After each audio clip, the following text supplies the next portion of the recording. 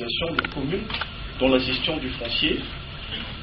Démocratisation parce que la décision politique de 2005 a pu responsabiliser les communautés locales par la création des commissions de reconnaissance locale pour évaluer la mise en valeur ou l'occupation effectuée par la population sur les terres.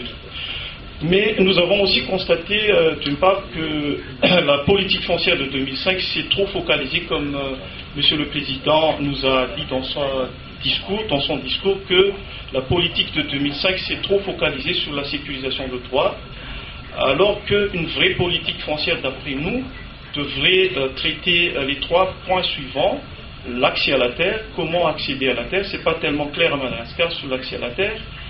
Deuxième point, sur l'utilisation de la terre, techniquement on l'appelle aménagement de territoire, et dernièrement la sécurisation de droits.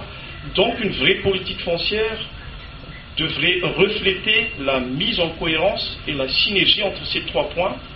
Et je trouve, et là parmi nous qui ont déjà lu le document, le cadre et directive pour la politique foncière en Afrique qui a été adopté en 2009 à Sirte en Libye, procure des éléments très importants dans le cadre de processus de consolidation de la politique foncière que l'État, le gouvernement ainsi que le président de la République a lancé en 17 juin de cette année de promouvoir ce processus jusqu'au mois de février de l'année prochaine.